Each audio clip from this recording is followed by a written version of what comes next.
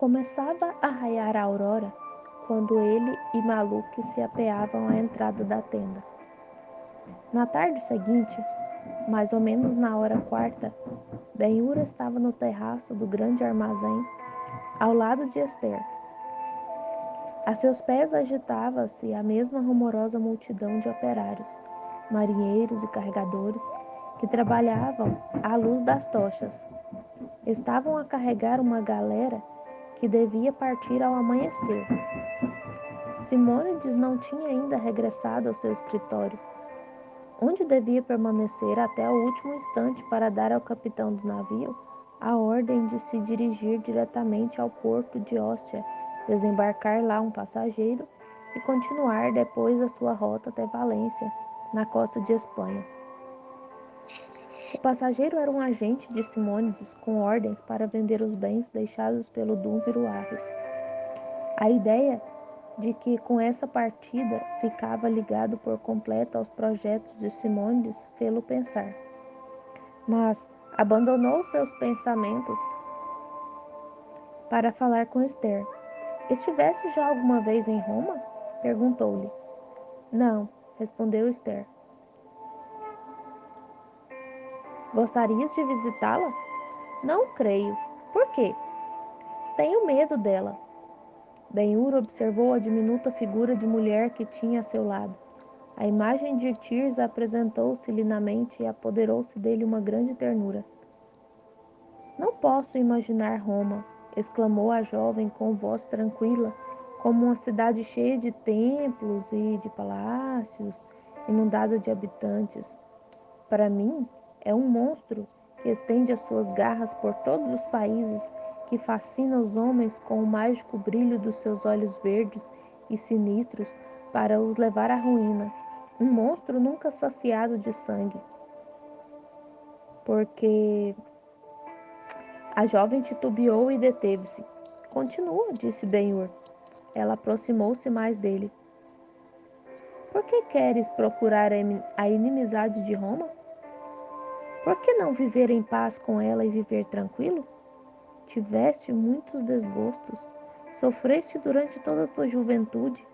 Por que não dedicar ao prazer os anos que te restam?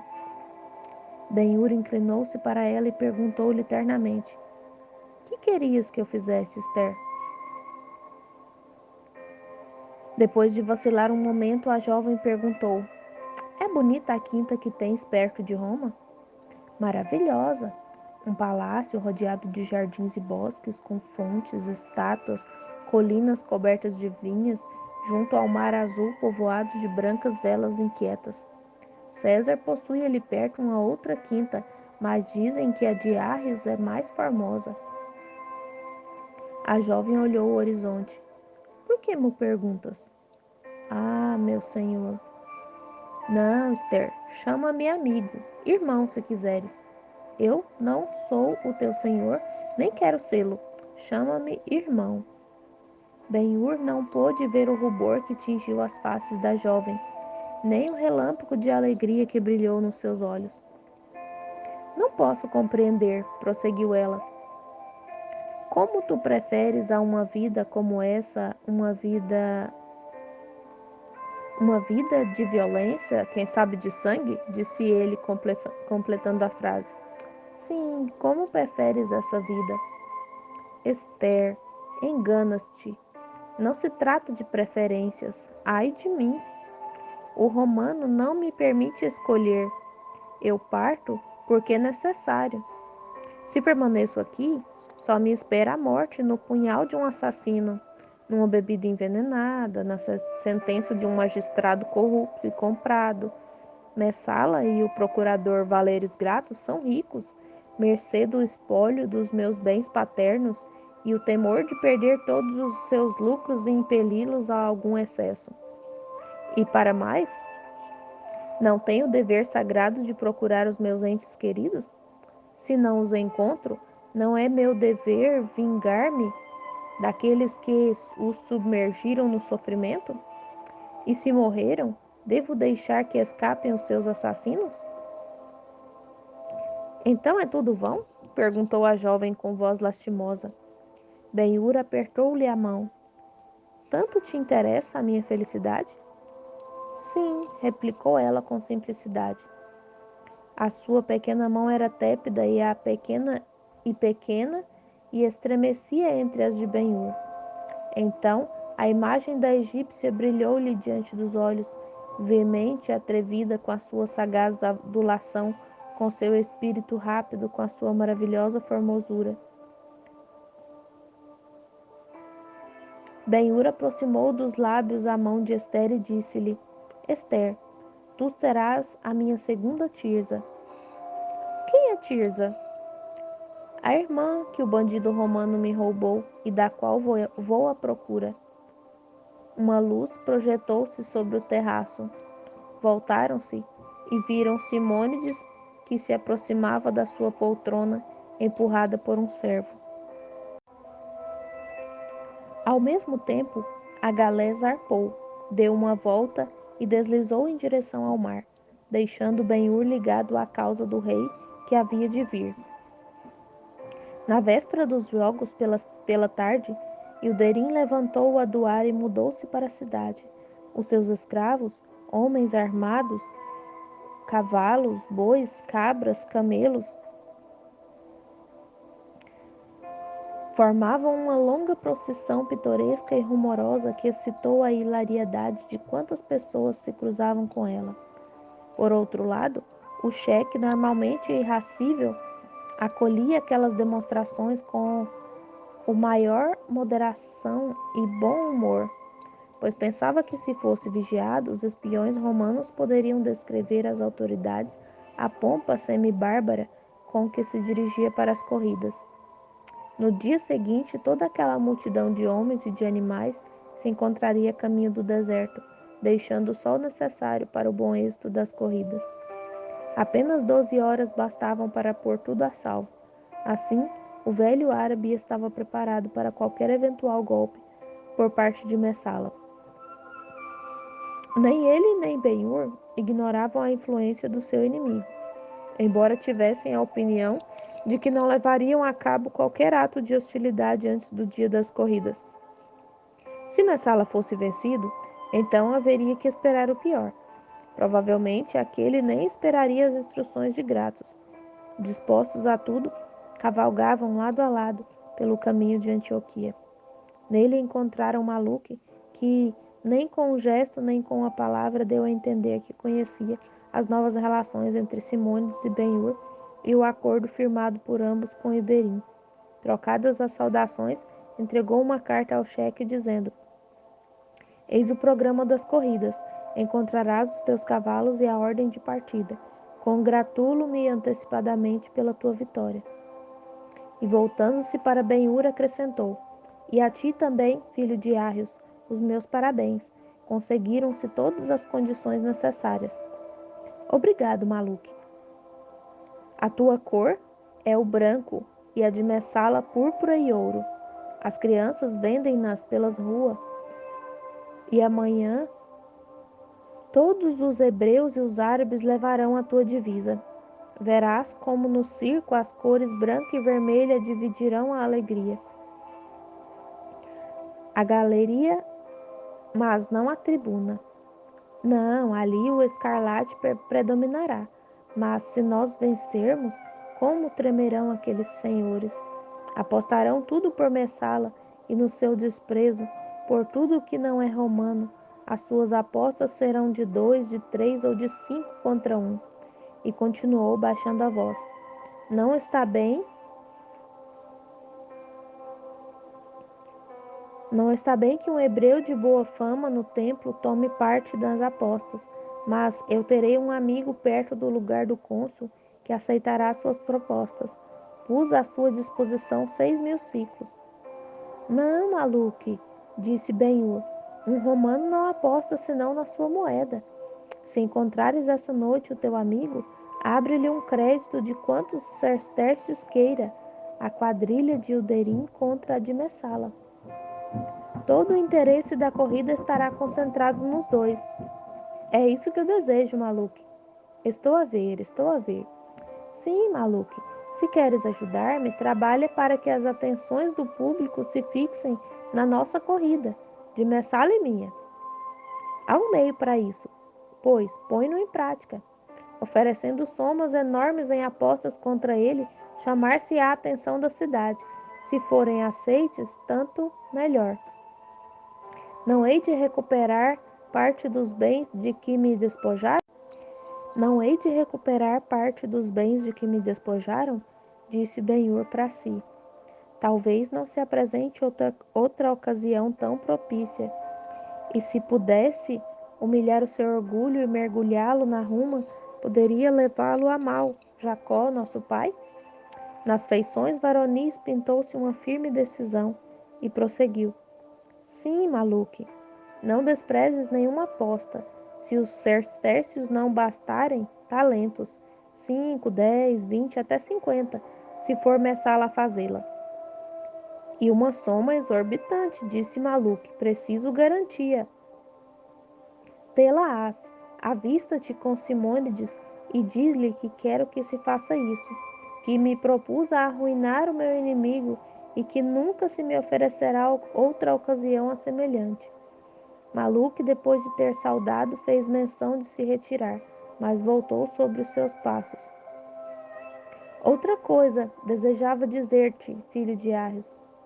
Não pude examinar pessoalmente o carro de Messala, mas filo medir por outrem. O eixo da roda está a 1 palmo mais solo do que o teu. 1 palmo? Tanto? Gritou Ben-Hur com alegria, e depois acrescentou quase ao ouvido do seu interlocutor. Maluque, se és filho de Judá e fiel à tua gente, toma lugar numa galeria sobre a porta do triunfo, de frente para os pilares, e observa bem quando dermos as voltas. Observa bem, porque se a fortuna me favorecer, eu... Não, Maluque, é melhor não falar disso. Procura somente um lugar e fixa a tua atenção. Neste momento, foram interrompidos por uma exclamação de Ilderim. Ah, pelo esplendor de Deus, que significa isso? E aproximou-se de Ben-Hur, mostrando-lhe o programa. Lê, disse Ben-Hur. Não, lê tu. Ben-Hur pegou no papel assinado pelo prefeito da província como promotor dos jogos. Avisava o público que, em primeiro lugar, se celebraria uma grandiosa cavalgada e que depois dos costumados sacrifícios teriam início aos jogos. Corridas a pé, saltos, pugilismo, pela ordem já fixada. Ben-Hur passou rapidamente a vista por essa parte do programa até chegar ao anúncio das corridas. Leu-o atentamente. Dava-se conhecimento ao respeitável público de que Antioquia assistiria a um espetáculo jamais visto. As festas eram dadas em honra do cônsul. O prêmio consistia em 6.000 sestercios e numa coroa de louros. Depois seguiam-se os pormenores. Os competidores eram 6, todos em quadrilhas e deviam partir simultaneamente. Eis a descrição. Primeiro, uma quadrilha de Lisipo, de Corinto, 2 cinzentos, um baio e outro negro. Inscritos no ano anterior em Alexandria e em Corinto, e ambas as vezes vencedores, condutor, Lisipo, cor amarelo. 2. Uma quadrilha de Messala, de Roma, 2 brancos e 2 negros que ganharam o prêmio circense no circo máximo no ano anterior, condutor, Messala, cor vermelho e ouro. 3. Uma quadrilha de Cleante de Atenas, 3 cinzentos e um baio, vencedores dos Jogos Istmicos do ano anterior. Condutor Cleante, cor verde.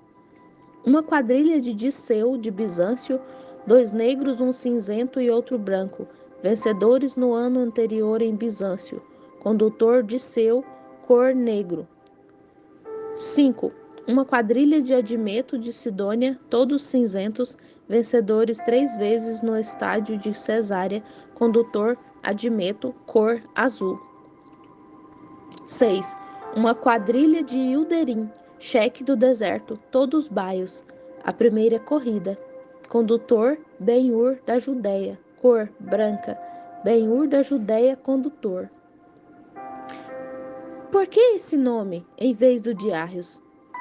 Ben-Hur fixou os olhos em Ilderim. Essa fora a causa da exclamação do velho. A mesma ideia fulgurou no cérebro de ambos. Aquela era a mão de Messala. Mal anoitecia, o Onfalo era invadido por uma multidão clamorosa e vestida e festiva que se dividia em duas correntes, uma para o Ninfeu, a oriente, e outra para o largo da coluna de Herodes, a ocidente.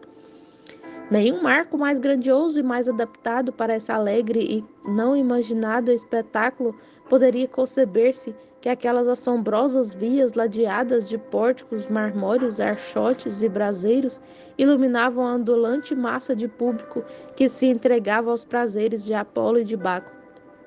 Contudo, um pormenor havia naquela noite de Antioquia que não podia passar despercebido a um observador. Não havia pessoa que não ostentasse as cores de uma das quadrilhas anunciadas para as corridas do dia seguinte. Ora, uma cinta, ora um distintivo, ora um lenço, ora uma pluma que dava a entender a preferência e por vezes também a nacionalidade dos que a usavam. Assim, o verde indicava os amigos de Cleante, o ateniense, e o negro os do bizantino, costume antiguíssimo que datava provavelmente das primeiras corridas dos tempos de Orestes. Um exame superficial teria demonstrado que as cores predominantes eram três: o verde, o branco e púrpura e ouro misturados. Mas abandonemos a rua e dirijamo-nos ao palácio situado na ilha. Os 5 grandes candelabros do salão acabavam de se acender. O divã gemia sobre o peso dos que dormiam, as roupas espalhadas ao acaso. Os jovens passeavam por aqui e por ali aos pares, ou a 3 e 3, ou paravam a discutir em grupo. Muitos bocejam, os assuntos da conversa são fúteis. Que tempo fará amanhã? Terminaram os preparativos para os jogos? As leis do circo de Antioquia são iguais às de Roma? Para dizer a verdade, os jovens patrícios aborrecem terrivelmente. Se pudéssemos dar uma olhadela às mesinhas de marfim e vê-las íamos cobertas de notas e apostas sobre todos os números do programa, excetuando as corridas de quadrilhas. E por que não se apostava nessas? Porque não podia encontrar-se ninguém que quisesse arriscar um denário contra Messala. Na sala, não há outras cores senão as suas. Ninguém pensa na sua derrota. Não são conhecidas a sua habilidade e destreza? Os seus cavalos não ganharam o grande prêmio do circo máximo? Não é ele romano? Num canto, comodamente estendido sobre o divã, está Messala. À sua volta, de pé ou sentados, os seus admiradores importunam com perguntas dirigidas todos ao mesmo assunto. Cecílio e Druso entram nesse instante. Ah! Exclama o jovem príncipe, deixando-se cair sobre o divã aos pés de Messala. Ah, por Baco, estou cansado. Aonde foste? Fui até o Onfalo e um pouco mais longe até... Há verdadeiros mares de gente. A cidade nunca se viu tão cheia. Dizem que amanhã toda a gente se reunirá no circo. Messala riu depreciativamente. Idiotas. Nunca viram os jogos circenses presididos pelo próprio César? Mas diz, Druso, que viste? Nada. Nada? Não te recordas? Disse Cecílio. De quê? Perguntou Druso. Da comitiva dos brancos. Assombroso, exclamou Druso. Encontramos um grupo de brancos com um estandarte, mas Ele estendeu-se de costas a rir. Meu cruel Druso, por que não prossegues? Disse Messala. Eram a escumalha do deserto e mendigos do templo de Jerusalém. Tinham alguma coisa a ver comigo? Não, interpôs-se Cecílio. Druso teme que te rias à tua custa. Mas eu não tenho medo, Messala. Fala tu, então. Pois bem, detivemos a comitiva e oferecemos-lhe uma aposta, disse Druso, interrompendo e tirando as palavras da boca do companheiro. Um homem pequeno e cheio de rugas saiu das filas e aceitou. Eu tirei as minhas tabuinhas Quem é o teu campeão? Perguntei. Ben-Hur, o hebreu, respondeu-me. Eu acrescentei, quanto apostais nele? E respondeu-me, perdoe-me, Messala, mas, pelo raio de Júpiter, não posso evitar o riso. Os circunstantes voltaram-se para Cecílio. Messala olhou também. Um ciclo, disse ele. Um ciclo? Um ciclo. Uma risota geral seguiu-se àquela resposta. E o que fez Druso? Perguntou Messala. Naquele momento ouviu-se rumor junto da porta e os jovens precipitaram-se para lá. Como o rumor aumentasse, Cecílio levantou-se do divã, voltando-se antes a dizer: o nobre Druso guardou as suas tabuinhas e renunciou ao ciclo. Um branco, por aqui, por aqui. Essas e outras exclamações ressoaram na sala, sufocando todas as conversas. Os jogadores abandonaram as bolsas. Os que dormiam acordaram, esfregaram os olhos, puxaram das suas tabinhas e juntaram-se ao grupo. Eu aposto. E eu? E eu também. A pessoa a quem se fazia uma tão calorosa recepção era o respeitável hebreu com quem travamos conhecimento juntamente com Ben-Hur a bordo do navio que o levava de Chipre a Antioquia. O seu trajo era tão branco como o turbante que lhe envolvia a cabeça. Saudando e sorrindo, acercou-se lentamente da mesa do centro.